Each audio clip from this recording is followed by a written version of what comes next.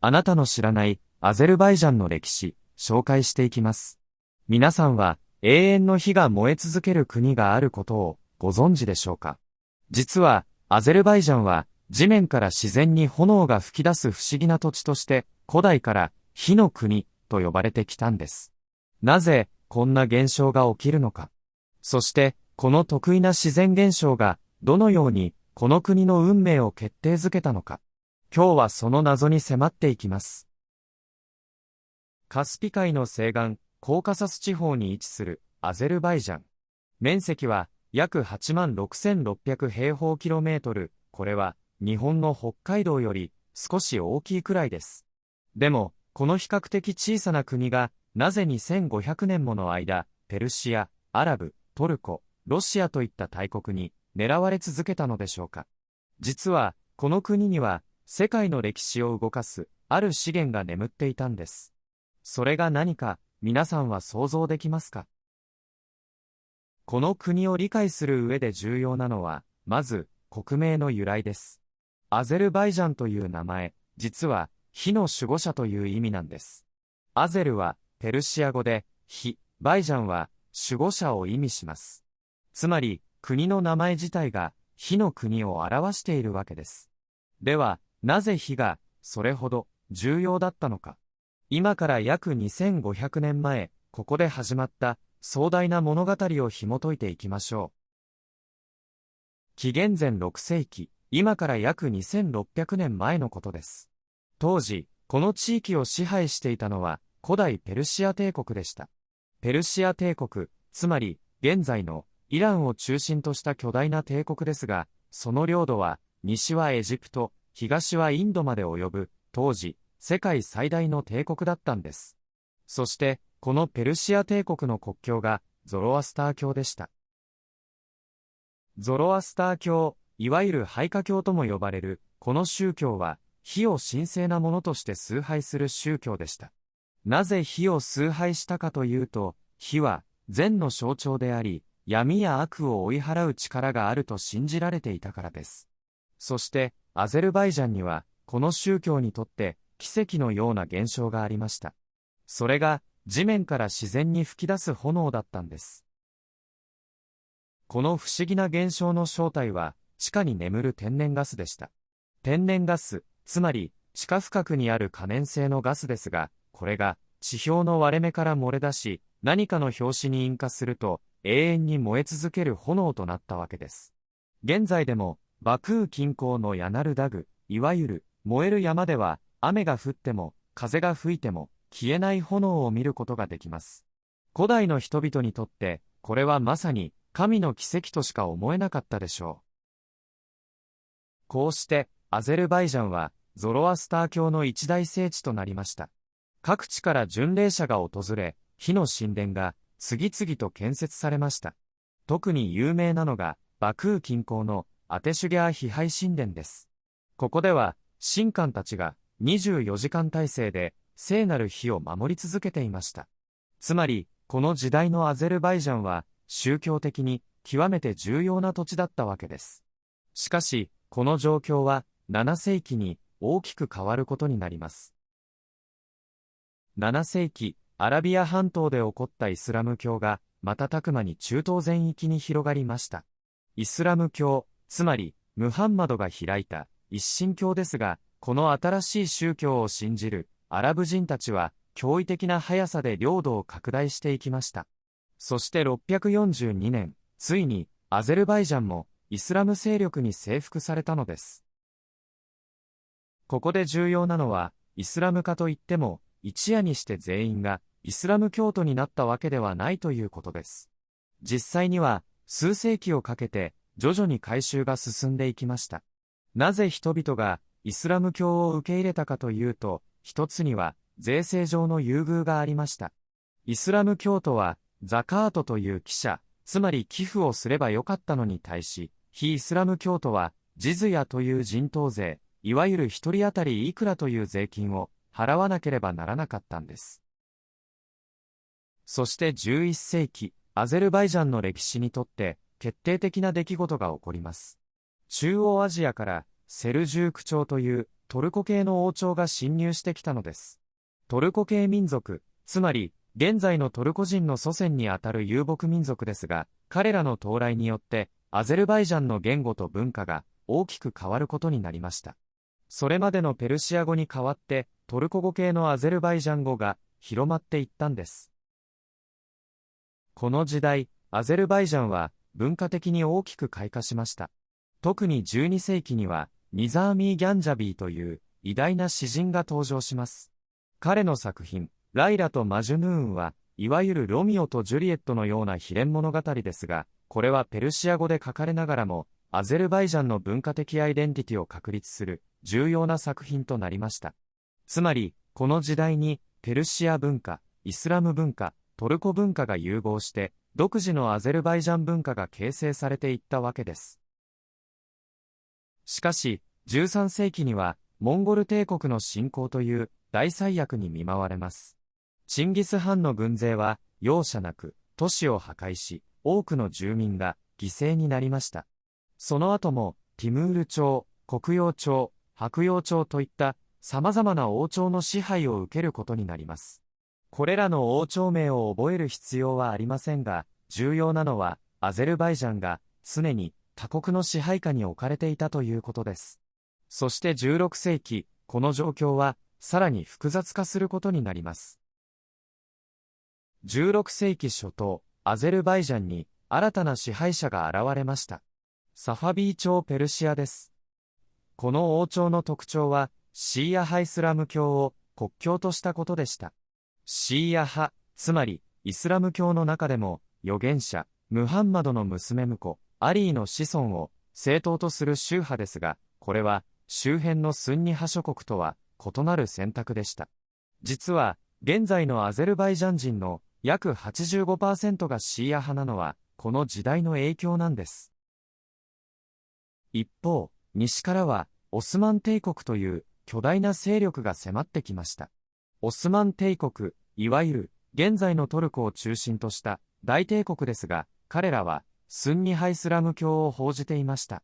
つまり、アゼルバイジャンはシーア派のペルシアとスンニ派のオスマン帝国という宗派の異なる二大勢力の間で板挟みになったわけです。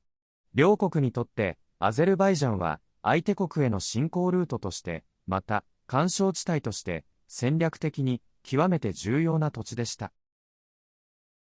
この両大国の争いは約200年間も続きました。アゼルバイジャンの支配者はまるでテニスボールのように両国の間を行ったり来たりしました。1514年のチャルディラーンの戦い、1578年からのオスマン・サファビー戦争、1603年からの反撃。これらの戦争の詳細は省きますが、重要なのは戦争のたびに一般市民が苦しんだということです。軍隊が通過するたびに食料は徴発され、若者は兵士として連れて行かれ、都市は破壊されました。しかし、18世紀になると、両帝国とも衰退期に入ります。この隙をついて、アゼルバイジャンには、複数の小王国、いわゆる藩国が成立しました。藩国とは、藩という君主が治める、小国家のことです。バクー藩国、ギャンジャ藩国、シェキ藩国など、最盛期には、20近い藩国が乱立しました。これは一見、独立のチャンスに見えましたが、実際には、小国分立による弱体化を意味していました。そして、この弱体化に目をつけた新たな大国が北から迫ってきたのです。18世紀後期、ロシア帝国が本格的な南下政策を開始しました。南下政策、つまり温暖な海への出口を求めて、ロシアが南へ領土を拡大する政策ですが、その標的の一つがコーカサス地方でした。当時のロシア皇帝、エカテリーナ2世は、黒海とカスピ海を結ぶ地域の支配を目指していました。なぜなら、この地域を抑えれば、ペルシアやオスマン帝国への圧力を強められるからです。1813年のギュリスタン条約、そして1828年のトルコマンチャーイ条約によって、アゼルバイジャンの北部は正式にロシア領となりました。条約、つまり国同士の正式な取り決めですが、これによってアゼルバイジャンは南北に分断されることになったのです。北部はロシア帝国領、南部はペルシア領。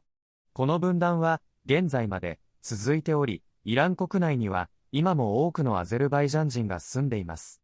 実は、イラン在住のアゼルバイジャン人の方が、アゼルバイジャン共和国の人口より多いんです。ロシア支配下で、アゼルバイジャンは急速に近代化していきました。特に首都、バクーは、19世紀後半に驚異的な発展を遂げます。その理由は、1846年に、世界初の機械掘り油井が掘削されたことでした。油井、つまり、石油を掘り出すための井戸ですが、これによって、バクーは、一気に、世界の注目を集めることになったのです。実は、アメリカのペンシルベニアで、石油が発見される13年も前のことでした。1870年代になると、バクーは、文字通り、石油ブームに沸きました。ロスチャイルド家、ノーベル兄弟といった世界的な資本家が次々と参入し、巨額の投資が行われました。1901年には、バクーだけで世界の石油生産量の 50% 以上を占めるまでになったんです。想像してみてください。世界中で使われる石油の半分以上が、この小さな都市から供給されていたわけです。バクーは、黒い金によって、一夜にして、世界有数の富裕都市となりました。しかし、この急速な発展は、大きな社会問題も生み出しました。石油産業で働く労働者の多くは、劣悪な環境で、長時間労働を強いられていました。貧富の差は極端に拡大し、少数の石油王が、莫大な富を独占する一方で、大多数の労働者は、貧困にあえいでいたのです。この状況は、後の革命運動の温床となっていきます。そして1905年、ロシア第一革命の波がバクーにも押し寄せ、大規模なストライキが発生しました。1917年のロシア革命によってアゼルバイジャンに独立のチャンスが訪れました。ロシア革命、つまり皇帝を倒して社会主義国家を作ろうとする大変革ですが、この混乱に乗じて1918年5月28日、アゼルバイジャン民主共和国が成立したのです。これは、実に、画期的な出来事でした。なぜなら、イスラム世界で、初めての民主共和国だったからです。しかも、女性に、参政権を与えた点でも、当時としては極めて先進的でした。しかし、この独立は、わずか23ヶ月しか続きませんでした。1920年4月、ソビエト赤軍がバクーに侵攻し、アゼルバイジャンは再び独立を失ったのです。その後、アゼルバイジャン、ソビエト社会主義共和国として、ソビエト連邦の一部となりました。ソビエト連邦、つまり、社会主義という経済システムで運営される国家連合ですが、この体制下で、アゼルバイジャンは、再び他国の支配を受けることになったわけです。ソビエト時代の70年間、アゼルバイジャンは複雑な経験をしました。一方では、教育の普及、医療の無償化、女性の社会進出など、多くの近代化が進みました。識字率は、革命前の 10% 以下から、1980年代には 99% まで上昇しました。しかし他方では、宗教活動の制限、民族文化の抑圧、中央集権的な経済統制など、多くの自由が奪われました。特に1930年代のスターリン時代には、多くの知識人が粛清の犠牲となりました。そして、ソビエト時代、最大の悲劇が、ナゴルノカラバフ問題でした。ナゴルノカラバフ、つまり、山岳の黒い庭という意味の地域ですが、ここは、アゼルバイジャン領内にありながら、住民の多数が、アルメニア人という、複雑な場所でした。1988年、ペレストロイカの自由化の中で、この地域のアルメニア人がアルメニアへの編入を要求し、民族紛争が勃発しました。この紛争は、独立後も長く尾を引くことになります。1991年8月30日、ソビエト連邦の崩壊を前に、アゼルバイジャンは再び独立を宣言しました。今度こそ、真の独立国家としての歩みが始まったのです。しかし、独立直後のアゼルバイジャンは多くの困難に直面しました。ナゴルノカラバフ戦争での敗北、経済の混乱、政治的不安定。1993年には GDP が独立前の 60% まで落ち込み、インフレ率は 1000% を超えるという、まさに経済崩壊の状態でした。この危機を救ったのが、1993年に大統領となったヘイダル・アリエフでした。彼は第二の石油ブームを起こすことで国家を立て直そうとしました。1994年には正規の契約と呼ばれる大規模な石油開発契約を欧米企業と締結。これによりカスピ海の海底油田開発が本格化し、巨額の外国投資が流入しました。2000年代に入ると、石油収入によってアゼルバイジャン経済は急成長を遂げ、首都バクーは再び繁栄を取り戻したのです。現在のアゼルバイジャンは人口約1000万人、1人当たり GDP は約5000ドルの中心国となっています。石油、天然ガス収入は国家歳入の約 70% を占め、これらの資源は欧州へのエネルギー供給源として重要性を増しています。2020年にはナゴルノカラバフ戦争で失った領土の大部分を奪還し、30年来の悲願を達成しました。しかし同時に資源依存経済からの脱却、民主化の進展、地域の安定化など多くの課題も抱えています。さて、ここまでアゼルバイジャンの2500年の歴史を見てきました。火の国として始まり、東西文明の交差点として翻弄され続けたこの国。しかし、その歴史を通じて一貫しているのは、地下資源という祝福が、時に呪いともなってきた、ということです。古代の聖なる火も、現代の石油も、この国に富と苦難の両方をもたらしてきました。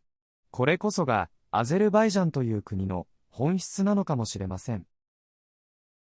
あなたの知らないアゼルバイジャンの歴史、いかがでしたか？東西の大国に挟まれながらも、独自の文化を育み、幾度もの支配を経験しながらも、ついに独立を勝ち取った国。そして今、石油という資源を武器に、新たな未来を切り開こうとしています。次回は、また別の、知られざる国の歴史をご紹介します。チャンネル登録と高評価、よろしくお願いします。